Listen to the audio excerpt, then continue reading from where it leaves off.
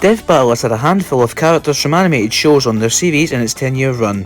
Aang, Zuko, Danny Phantom, Scrooge McDuck, etc. But none stand out like their Cartoon Network matches. Ben 10, Samurai Jack. That's it actually. So today we'll be creating Death Battle matchups for just about every main or leading character from every Cartoon Network show. There will be some obvious exceptions where the character just isn't versus viable, like you. Or characters who just don't have good enough matchups, like the Powerpuff Girls. For the grand total of 2 characters who've already appeared on Death Battle, I'll give them a different matchup. So, without further ado, this is a Death Battle matchup for every Cartoon Network character.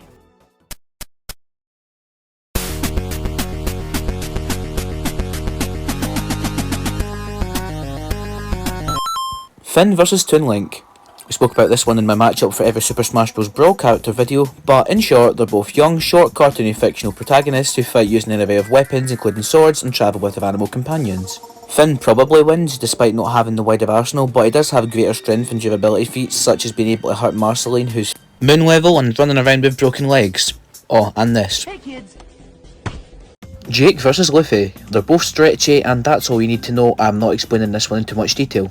Jake wins since he scales to Finn and Marceline who are moon level, and Luffy even in his 4th gear is large mountain level. Jake probably wouldn't want to fight Luffy unless he did something heinous like kill kids or steal his ice cream. But I'd be interested to see how the team could deal with this matchup and the scenario which caused the fight. Princess Bubblegum vs Sakura, both pink-haired love interests of the main characters who both end up with the Goths. They both also specialise in non-combat skills, with science in PB's case and medicine in Sakura's. Shippuden Sakura, despite being useless, is at her peak mountain level, scaling to how do you say this? Tsunade? Thanks, Sergio. But PB is moon level to large planet level and likely possibly higher due to becoming one with all candy throughout the galaxy and scaling to other main characters like Finn and Marceline.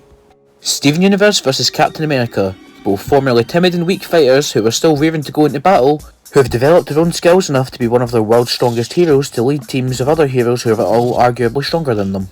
They both also fight with shields and treat threats more humanely than other heroes who might just go straight for the kill.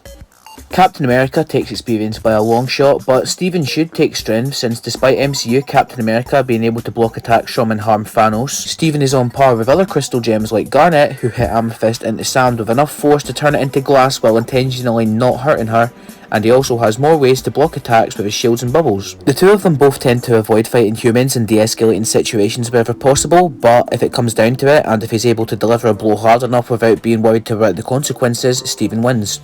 Pearl vs Undyne, both prominent female spear-using warriors with completely contrasting personalities, with Pearl being more down-to-earth and elegant, and Undyne being really brash and hot-headed.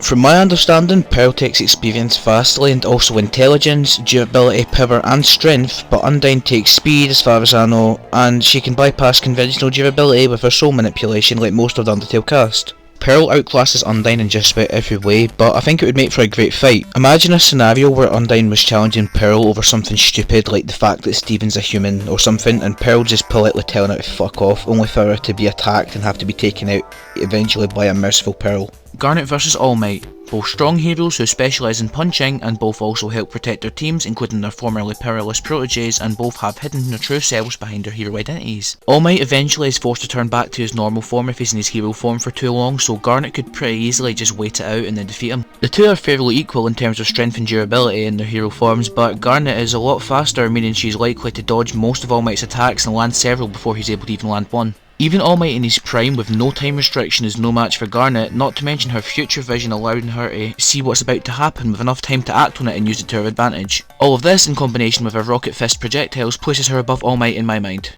Mordecai and Rigby vs Mike and Sully, two best friend duos who live and work together where one is blue and the other is significantly shorter than the other. Using just TV and movie counterparts, Mordecai and Rigby win since they're town level with Defquando and the Fist of Justice, but Kingdom Hearts Sully scales to Sora and Mike scales to him, so they'd win if we use them, but I'd assume we'd only use animated versions for the characters, so Mordecai and Rigby take it.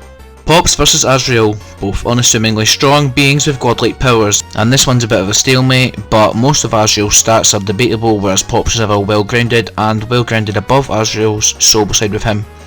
Ben 10 vs Shazam, Two young kids who've been surprisingly gifted amazing superpowers, making them far stronger than you'd assume at first glance. Ben's array of aliens can prey on Shazam's weakness, electricity, to turn him back into Billy Batson, leaving him open to attacks, and if that fails he can use Ghost Streak to possess Billy and make him say Shazam to turn him back. Ben's aliens can expertly match and defend against most attacks from Shazam also. In terms of experience, Ben takes it by a long shot since he's had his powers for 7 years. And all this leads to me believing Ben would win unless there's some overpowered Shazam ability I forgot about. Gwen vs Hermione Granger, both young magic-using sidekick teenage girls. Even without using her anodyte form, Gwen can still go toe-to-toe with Charmcaster, who could harm Wildmutt, who, despite being one of Ben's weaker aliens, survived being crushed by a massive building. Hermione has some attacks which can ignore conventional durability, but she's no match for Gwen still. Gwen using her anodyte form would be overkill since it's dwarf star level. Kevin vs Darwin, both male teenage heroes with defective genes who can adapt for battle by changing their physical structure. Darwin survived being touched by Hela, the same Hela from Thor Ragnarok, who can kill any living creature that she touches, and his body adapted to being touched to make him a god of death with all of Hela's powers. This battle, however, comes down to how Darwin's body adapts to Kevin's attacks, since if, say, Kevin tried to punch Darwin and his body turned solid on contact, Kevin's body could absorb the material he transformed into and hit him with the same material, which nullifies the defensive powers. However, if his body were to liquefy mid-punch and then solidify again while his hand is inside of the liquid, Kevin's hand would be cut off and he could repeat similar steps to kill Kevin. Rex vs Ed, two heroes who can use metal body attachments and fight to save who's close to them. Apparently Rex takes range and just about everything else, and he's still probably stronger than the 2003 anime version of Ed, which I've heard is the strongest version of him. While Ed is able to harm those who can harm him in his own verse, Rex is capable of causing several city blocks worth of damage just as a byproduct of his attacks. Raven vs Tatsumaki, both short-tempered small girls with magical powers, with Raven using actual magic and Tatsumaki using psychic powers. Tatsumaki is multi-continental due to easily overpowering fused psychos, but Raven is large planet level since she defeated Trigon as White Raven in just the Teen Titans cartoons. The post-Flashpoint version of her is solar system level, but since we're just using the Teen Titans version, since it appeared on Cartoon Network, we still give her the win. I wanted to put a funny joke about Teen Titans Go here, but I don't have any, so God of War. Cyborg vs Genos, both obviously are cyborgs who serve as heroes and protectors of their city, who use a variety of add-ons and built-in weapons. While it might be true that Genos is more combat oriented and Cyborg is more support oriented and practical, Cyborg has the ability to hack, and while Genos' brain is still human, his body parts can be hacked and taken control of, which can give Cyborg the advantage he needs. Genos is definitely stronger than exclusively Teen Titans Cyborg, since he's multi-continental compared to Cyborg's building level, but post-Flashpoint Cyborg is multi-solar system, so even if we weren't using just exclusively Teen Titans Cyborg, that would be unfair. It's hard to say who I think would win this matchup, but I would probably give it to Genos. Beast Boy vs Nightcrawler, two teenage superhero vigilantes who have animal-like appearances, with Beast Boy being able to control which animal he turns into and Nightcrawler being able to teleport despite resembling an animal. Basically, two teen heroes that look like animals. According to Wizard Warrior, Nightcrawler can teleport to life and escape death, which is overpowered as fuck. If that's true, then I should have picked a better matchup. Starfire vs Blaze the Cat, two fallen fire princesses, one from another planet and one from another dimension, with energy attacks who become members of crime-fighting teams. Archie Blaze should obliterate any Starfire, I think, so Game Blaze vs animated Teen Titans Starfire is the most fair. However, as you'll know if you're into versus debating, Game Sonic characters' stats are never agreed upon, so it's a tough one. Okay, I just found out Game Blaze can be between large planet and low multiversal, so I've got no fucking clue who wins. Like I said, Sonic feats are never agreed upon, so she could be much stronger and much weaker, but I'll never know. The two just have interesting connections. Robin vs Tommy Oliver, the leaders of their respective teams of teen heroes. This would be a complete mismatch if we used the Teen Titans building level Robin against the large planet level Tommy, so I feel Batman Arkham Robin is the most fair. He's able to keep up with Batman in combat, although he ultimately loses, which should place him in a similar ballpark to Tommy, but I don't know if this is a fair comparison to make because I don't know how strong this version of Batman is, and I also have no clue who wins, so if you do then please let me know. Samurai Jack vs Obi-Wan Kenobi, two peaceful and noble warriors who fight for the fate of their galaxy. You can argue that a lightsaber should easily cut Jack's sword, but it was forged by gods and has never been seen to need maintained or anything after slicing through robots and just about everything else. If Obi-Wan gets him with the Force, he could probably suspend him and take his sword, leaving him as good as dead, but the two are in a similar speed range, so it should be a fair even fight. Aku vs Giratina, two shapeshifting masters of darkness. When it came to researching this, I discovered that Aku is only country level and Giratina is multiversal, so this is completely unfair. Giratina shit stomps. I could have put Aku against him from Powerpuff Girls, but that would break the rules of the list. Also, I found out while researching this that Aku is apparently the meteor that killed the fucking dinosaurs.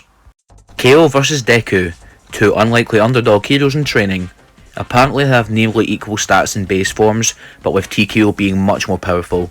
It can be argued that base KO has planet level durability easily, and TKO completely overshadows base KO, so I'm starting to think this is kind of a mismatch as well. Deku is increasingly powerful over the course of the manga as of recently, but who knows if he'll ever be strong enough to beat KO. Johnny Bravo vs Johnny Cage, both overly confident, self-proclaimed ladies men who wear sunglasses and practice martial arts. I'll let you guess the more obvious connection.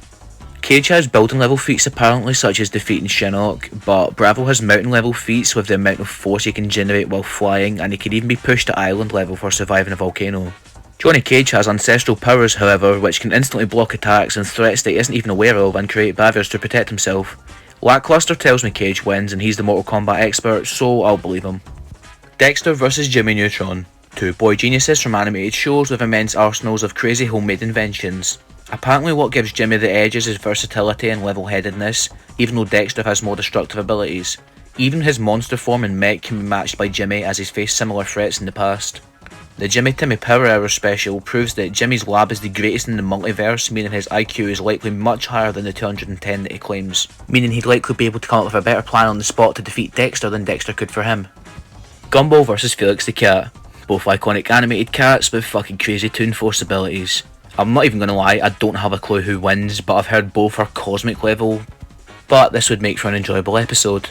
Ed, Edd and Eddy vs Team Underground, two mismatched trios of close friends or siblings where a member is voiced by Sam Vincent. It's actually unbelievably hard to find versus stats on Team Underground, but they should scale to Sonic, who should be at least small building level in this show. The boys should scale to Ed, with 1D, who can easily destroy buildings on the other hand. However, Team Underground should be significantly faster and be able to take it. Captain Planet vs Aang, two powerful heroes and symbols of peace who use elements to battle. I was shocked to find out Captain Planet is surprisingly multi-continental since he managed to hurl a nuclear reactor plant into the sun at relativistic speeds, and Aang is only city to mountain level. I'm actually kinda stumped. I totally thought that Aang would win this for some reason. So yeah, unless everyone I've asked is completely wrong, Captain Planet wins. And that concludes this video. As I said in the beginning, only characters who had good matchups and were significant Cartoon Network characters were featured in the video. This video was in production for about 3 months, so we just couldn't be arsed finishing it for a good period of it. I'd like to say a big thanks to everybody who helped with the research for this video, including Heggies10, DelicateDanny, Oskar Rand, Lackluster, Gato Sergeo, Knightmare and Wizard Warrior, and anybody else I might have forgotten. If you enjoyed, make sure to leave a like on the video and subscribe to stay tuned for more similar videos. You can also comment ideas for future videos or comment your own ideas if you make your own list like this. You can also check out the Franchise Fights podcast on YouTube and Spotify with me and Heggies10. We've just released episode 3, Mordecai and Rigby vs Finn and Jake. And episode 4, Shadow the Hedgehog vs Makoto from Persona 5 will be released soon. So yeah, that's about it.